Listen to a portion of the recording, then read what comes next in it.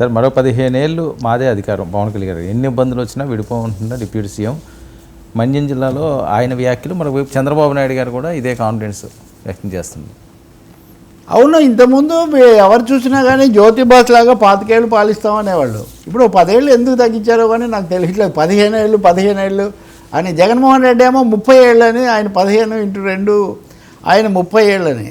మరి ఇదేదైనా న్యూమరాలజీ ప్రకారం వస్తుందా, సంఖ్యాశాస్త్రమో ఏమైనా ఉందో నాకు తెలియదు. కానీ పవన్ కళ్యాణ్ అయితే ఆ కొండ కోణంలోకి వెళ్ళినా కానీ 15 ఏళ్ల పాలన అన్నదాన్ని వదిలిపెట్టకపోవడం అనేది మనం గమనించవచ్చు. నేను నిన్న కూడా మాట్లాడాను. అప్పుడప్పుడే ఆయన పర్యటన, ఇంకా ఆయన ప్రసంగాలు అవి జరగలేదు.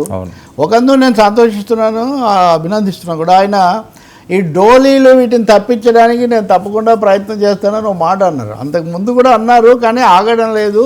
ఈ పర్యటనలో దాని మీద మీరు చర్యలు తీసుకుంటే ప్రజలు, గిరిజనులు సంతోషిస్తారు అన్న మాట మనం అన్నాం. అదే ఆయన కూడా అక్కడ చెప్పడంతో పాటు ఇంకొక మాట చెప్పాడు. మూఢనమ్మకాలు మంచిది కాదు, మూఢనమ్మకాలు చాలా చెడ్డవి. ఈ మూఢనమ్మకాలతో మీరు చాలా నష్టపోతున్నారు. ఎవరు వచ్చి ప్రోత్సహించినా కానీ మీరు వాటికి గురి కాకండి, నష్టపోకండి అని చెప్పారు. నిజంగా ఈ దేశాన్ని, మన సమాజాన్ని కూడా అనేక మూఢనమ్మకాలు పీడిస్తున్నాయి. పవన్ కళ్యాణ్ గిరిజనులకు చెప్పింది నా ఉద్దేశంలో పురజనులకు కూడా, అర్బనైట్స్ కూడా వర్తిస్తుంది. బహుశా అన్ని చోట్ల పవన్ కళ్యాణ్ ఈ మెసేజ్ ఇవ్వాలని కూడా నేను కోరుకుంటున్నాను. గిరిజనులకు మాత్రమే మూఢనమ్మకాలు కాదు, చాలా ఇప్పుడు ఉదాహరణకు చెప్పాలంటే వర్మ ఒక శాసనసభ సభాపతి యజ్ఞం చేశాడంటే ఏమని, వాస్తు బాగాలేదని ఆ శాసనసభది. లేకపోతే తెలంగాణలో సచివాలయంలోకి ఎందుకు రాలేదంటే వాస్తు అని, లేకపోతే ఇటుంటే గేట్ అని అటని. ఇవన్నీ ఏ నమ్మకాలో నేను చెప్పలేను. పవన్ కళ్యాణ్ ధైర్యంగా అక్కడ చెప్పాడు కాబట్టి ఇదే ప్రతి చోట కూడా దీన్ని చెప్పాలి పద్ధతిలో అనేది. ఇంకా మూడోది మీరు అన్న 15 ఏళ్ల వ్యవహారం. అక్కడ ఆయన ఏం చెప్పాడంటే నేను చీఫ్ మినిస్టర్తో మాట్లాడతాను అని చెప్తుంటే కింద నుంచి సీఎం అని అరుస్తున్నారు. నేను సీఎంను కాదు, డిప్యూటీ సీఎంను అని చెప్పాడు.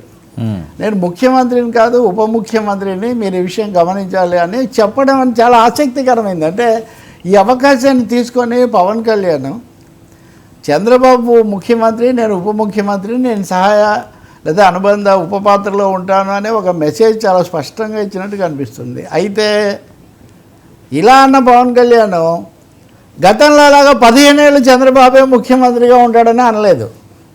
అంటే మీరు మరీ సూక్ష్మ పరిశీలన, ఎందుకంటే కింద వెంటనే కామెంట్స్ పెడుతుంటారు మనకు, మీరు కోడిగుడ్డు మీద ఈకేలు ఇవన్నీ కూడా. అంటే తమ సొంత హక్కు అనుకుంటారు వాళ్ళు. మాట్లాడిన దాంట్లో అలా ఎందుకు మాట్లాడారని ఆలోచించటం. అంటే 15 ఏళ్ళు అధికారంలో ఉంటాము అని చెప్పడంతో సరిపెట్టారు. 15 ఏళ్ళు చంద్రబాబే ముఖ్యమంత్రిగా ఉంటారు అన్నది గత 2-3 సార్లు చేసిన ప్రకటన స్పందన వచ్చింది. కాబట్టి ఐ థింక్ ఈజ్ సెన్సిటివ్. అంటే బయట జరుగుతున్న చర్చ, తన అభిమానంలో సాగుతున్నటువంటివి ఒకవైపు ఏమో వాటిని సవరిస్తూ తను అనుకున్న చెప్తూనే ఒక మెసేజ్ అయితే కన్వే చేస్తున్నారు. ఇంక మళ్ళీ ఒకసారి కనుక పవన్ కళ్యాణ్ 15 ఏళ్ళు చంద్రబాబే ఉండాలని అనుంటే చర్చ మళ్ళీ ప్రతి చోట అలా అనకుండా మేమే అధికారంలో ఉంటామని ఆయన చెప్పడం అన్నది, అది ఒక విధంగా. ఇంకో మాట కూడా చెప్పాడు ఆయన, ఇక్కడ శాసనసభ్యులు ఎవరు, లేదా ఇక్కడ మాకు ఓట్లు వేయని జిల్లాలకు చోట్లకు కూడా మేము వస్తున్నామని. నిజానికి అధికార కార్యక్రమంలో మాకు ఓట్లు వేసారా లేదనేది పెద్ద సమస్య కాదు. ఎందుకంటే ఒకసారి ఒక ప్రభుత్వం వేస్తున్నారా మీరు, ఒకసారి ఒక ప్రభుత్వం వచ్చిన తర్వాత అది ఓట్లు వేసిన వాళ్ళు వేయని వాళ్ళు అందరికీ వర్తిస్తుంది కదా. ప్రతిపక్ష ప్రదేశము, ప్రభుత్వ ప్రదేశం అని విడిగా ఏమి ఉండదు. ఏదైనా కొండల్లోకి వెళ్ళి అక్కడ తన మాట నిలబెట్టుకోవడానికి వచ్చానని చెప్పడం, ఈ ఉత్పత్తులు ఇవన్నీ మాట్లాడటం. మూడోది, ఇప్పుడు ఇందాక మనం మాట్లాడినట్టుగా ఒక సమస్య వచ్చినా కానీ చాలా తీవ్రమైన కుటుంబంలో జరిగినా కానీ గట్టిగా అక్కడే నిలబడడం, ఇవన్నీ కూడా మంచి విషయాలే. మరి ఇంకా బహుశా సింగపూర్ వెళ్ళొచ్చాక ఆయన విషయాలన్నీ మాట్లాడతారేమో, మనం చూడాలి. ఉమ్మడి కార్యక్రమంగా జరిపారు మొత్తానికి. 15 ఏళ్ళు వైసీపీకి ఛాన్స్ ఇవ్వం అన్నదానికి మటుగా ఆయన కట్టుబడి ఉంటున్నాడు గట్టిగా.